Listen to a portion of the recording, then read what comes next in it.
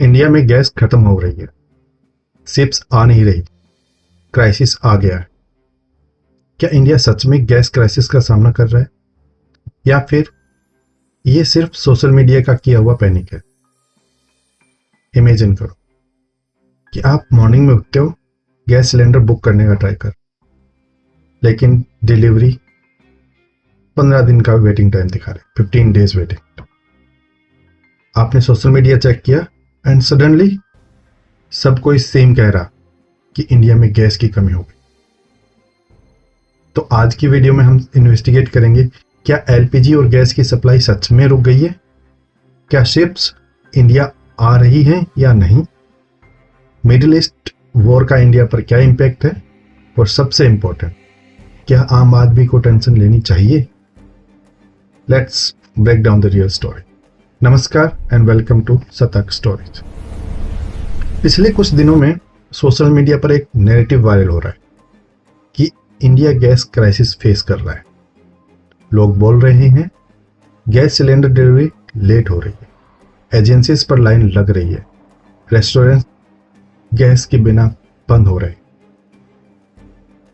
और कुछ जगह पर यह सच भी है।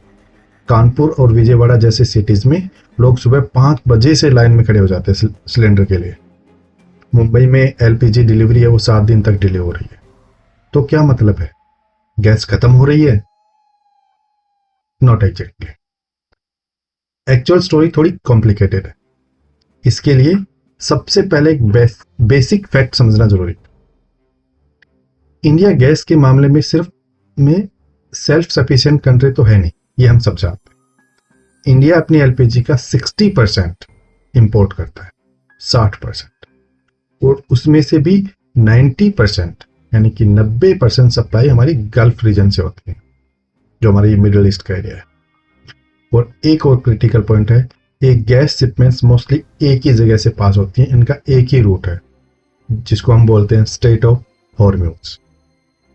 ये दुनिया का सबसे इंपॉर्टेंट एनर्जी चेक पॉइंट है। अगर यहां कुछ बखेड़ा हो जाए तो ग्लोबल एनर्जी कोई भी हो, मतलब ग्लोबली एनर्जी में सप्लाई में डिस्टर्ब हो जाती है, और एग्जैक्टली वही अब हो रहा है। अब आते हैं सबसे इंपॉर्टेंट रीजन पर। मिडिल ईस्ट में करंटली जो ईरान, इजराइल और यूएस का कॉन्फ्लिक्ट चल रहा है, जो वॉर चल रहा है, वो कुछ ज्यादा एस्केलेट हो रखा है। अब इस वॉर के कारण हो क्या रहा है? इस वॉर के कारण शिपिंग रूट्स हैं वो डिस्टर्ब हो गए हैं, जो हमारा स्ट्रेट ऑफ हॉर्मुज था। एलएनजी शिपमेंट्स डिले हो रहे हैं, गैस प्राइसेस स्पाइक हो गए हैं, थोड़ा बढ़ गए, और इसका डायरेक्ट इम्पैक्ट इंडिया पर भी पड़ा है। कुछ एलएनजी सप्लायर्स ने फोर्स मेजोर डिक्लेयर किया है, मतलब टेम्परेरी सप्लाई डिसरप्शन। इस वजह से इंडिया को गैस राशन करनी पड़ी, इंडस्ट्रीज को सप्लाई रिड्यूस करनी पड़ी, और इसका इम्पैक्ट फैक्ट्रीज पर भी पड़ रहा है। इंडिया की one of the largest stainless steel company जो है, उसने भी अनाउंस किया है कि फ्यूल की शॉर्टेज की वजह से प्रोडक्शन थोड़ा कम करना पड़ रहा है, यानी कि प्रोडक्शन रिड्यूस हो गया है। अब सबसे इंपॉर्टेंट क्वेश्चन, क्या ये शिप्स इंडिया आ रही हैं? जो गैस टैंकर्स हैं, कैंटर्स हैं, कंटेनर्स हैं, क्या इंडिया आ रहे हैं? तो इसका छोटा सा जवाब है हाँ, यस, आ रहे हैं। एग्जाम्पल मैं बताऊं तो एक एलएनजी कार्गो वेसल जो है, जिसका नाम है ओरायन हुगो, जो ओमान से एलएनजी लेकर इंडिया आ रहा है, और इसका एक्सपेक्टेड अराइवल आज ही है, यानी कि 15 मार्च को। और गवर्नमेंट ने भी कंफर्म किया है कि कम से कम 2 और एलएनजी कार्गोज ऑलरेडी इंडिया की तरफ प्लान कर चुके। इसका मतलब सप्लाई कंप्लीटली बंद नहीं हुई, हाँ, स्लो जरूर हो गई है। अब एक और इंटरेस्टिंग प्रॉब्लम समझिए। एक्चुअल शॉर्टेज से भी बड़ा इशू है पैनिक बाइंग, यानी कि खरीदने में लोग बहुत आगे बढ़ रहे हैं। तो इसका हम एक डेटा देखते हैं। नॉर्मली इंडिया में डेली एलपीजी बुकिंग होती है लगभग 55 लाख सिलेंडर, यानी कि 55 लाख सिलेंडर्स एक दिन में बुकिंग होती है। लेकिन इस पैनिक की वजह से ये जो बुकिंग है वो जंप कर गई है 76 lakhs पर डे, यानी कि 76 लाख पर डे। मतलब डिमांड सडनली एक्सप्लोड हो गई है, बढ़ गई है डिमांड। और जब डिमांड सडनली बढ़ती है तो डिस्ट्रीब्यूशन सिस्टम प्रेशर में आ जाता है। रिजल्ट, डिलीवरी में डिले होना, बड़ी बड़ी लाइनें लगना। सबसे बड़ा रिजल्ट है इसका ब्लैक मार्केटिंग। मेरे ऑफिस के पास ही है एक भैया चाय वाले, टपरी वाले, वो बोल रहे हैं कि उनका गैस का सिलेंडर ब्लैक मार्केटिंग में 2,500 रुपए का मिल रहा है यहीं गुड़गांव में। तो ये हद हो रही है, ये पैनिक क्रिएट करते। तो गवर्नमेंट ने जो इस सिचुएशन को कंट्रोल करने के लिए कुछ स्टेप्स लिए। पहला, रिफाइनरीज को ऑर्डर दिया गया है कि एलपीजी प्रोडक्शन मैक्सिमाइज करो। सेकंड, डोमेस्टिक प्रोडक्शन भी इंक्रीज हो, ये भी हो गई है। पोर्ट्स को ऑर्डर दिया गया है कि एलपीजी शिप्स को प्रायोरिटी डॉकिंग मिलेगी, यानी कि जो भी एलपीजी लेके कंटेनर्स आ रहे हैं उनकी डॉकिंग पहले हो। गैस सप्लाई का प्रायोरिटी ऑर्डर चेंज हो गया है, अब सबसे पहले मिलेगी हाउस होल्ड्स को, उसके बाद हॉस्पिटल्स को, उसके बाद स्कूल्स को। इंडस्ट्रीज को सप्लाई थोड़ा रिड्यूस कर दी गई है, इसीलिए रेस्टोरेंट्स और फैक्ट्रीज को शॉर्टेज फील हो रही है। रेस्टोरेंट्स और क्लाउड किचन्स एलपीजी पर डिपेंड करते हैं, यह हम सबको पता है। अब जब कमर्शियल गैस सप्लाई रिस्ट्रिक्ट हुई है तो रेस्टोरेंट को प्रॉब्लम हो गई। इसका इम्पैक्ट फूड डिलीवरी एप्स पर भी पड़ रहा है। जितने भी फूड डिलीवरी एप्स हैं उनमें भी ऑर्डर्स डिक्लाइन हो रहे हैं, बिकॉज अब तक ये गैस शॉर्टेज कि हमारे पास गैस नहीं तो कैसे खाना बनाए। मतलब indirectly gas crisis food delivery economy को भी हिट कर रहा है। अब सबसे इंपॉर्टेंट क्वेश्चन, क्या इंडिया में गैस खत्म हो रही है? तो अगर हम गवर्नमेंट का ऑफिशियल स्टेटमेंट सुने तो नो, कि यहां पे नो एलपीजी शॉर्टेज है, यहां पे कोई ऐसी कमी है नहीं फिलहाल तो। पर प्रॉब्लम क्या है? प्रॉब्लम है logistic delay, shipping disruption, panic buying. जो 55 लाख सिलेंडर थे अब 76 लाख पर डे हो गए, तो पैनिक हो रखा है। मतलब सिचुएशन सीरियस है, लेकिन नेशनल कोलैप्स नहीं हुआ है अभी। वैसा कुछ कोलैप्स नहीं है कि क्राइसिस आ गया जैसे यूरोप में 2022 में आया था, क्योंकि रशिया ने गैस कम कर दी थी, बंद कर दी थी।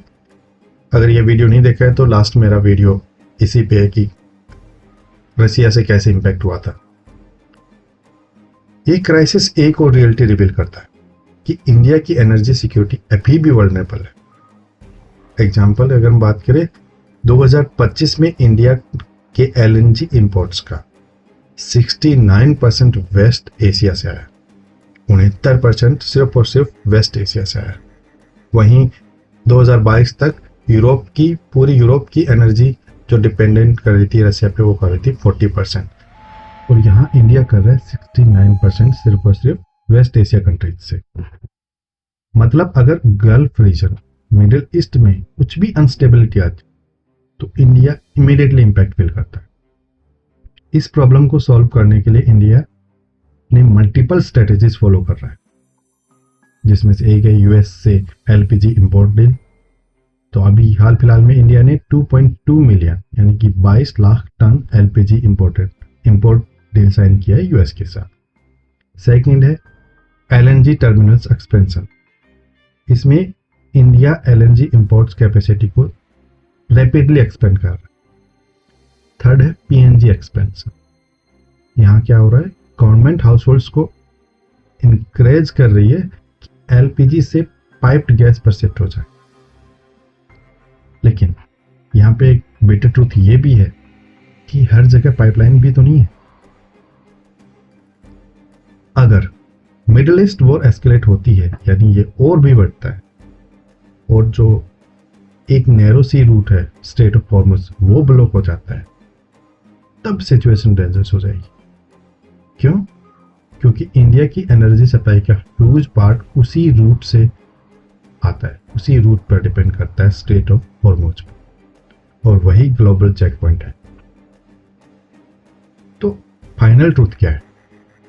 तो इसमें रियलिटी हमारी है वो है शिप्स आ रही है, कंटेनर्स आ रहे हैं, सप्लाई भी चल रही है, गवर्नमेंट इमरजेंसी स्टेप्स भी ले रही है, लेकिन प्रॉब्लम क्या है? प्रॉब्लम है डिलीवरीज में डिले होना, कमर्शियल शॉर्टेज होना, रेस्टोरेंट्स और जो भी हमारे इंडस्ट्रीज है उसमें शॉर्टेज होना, पैनिक बाइंग। अगर हम पैनिक बाइंग भी अगर कम कर दे, जो नॉर्मल हमारा चल रहा था, तब भी हो जाएगा। मतलब हाल फिलहाल की सिचुएशन है मैनेजेबल क्राइसिस, कोलैप्स नहीं हुई है, तो इतना पैनिक करने की जरूरत क्या है? नहीं है इतनी जरूरत पैनिक करने की जरूरत। एनर्जी सिक्योरिटी सिर्फ इकोनॉमी का इशू नहीं होता है, ये एक जियोपॉलिटिक्स का इशू है। और जब मिडिल ईस्ट में वॉर होती है, उसका इम्पैक्ट थाउजेंड्स ऑफ किलोमीटर दूर, वहां से हमारे घर की किचन तक पहुंच जाता है इम्पैक्ट। अगर आपको लगता है कि इंडिया में गैस क्राइसिस आ रहा है, तो पैनिक मत करो। और अगर आप सोशल मीडिया पर रूमर्स देख रहे हो, तो उन्हें वेरीफाई करो, क्योंकि कभी कभी सबसे बड़ा क्राइसिस गैस का नहीं होता, इंफॉर्मेशन का होता है। तो सतर्क रहिए। आज के लिए इतना ही, मिलते हैं अगली कहानी में। तब तक के लिए जय हिंद, जय भारत, राम राम।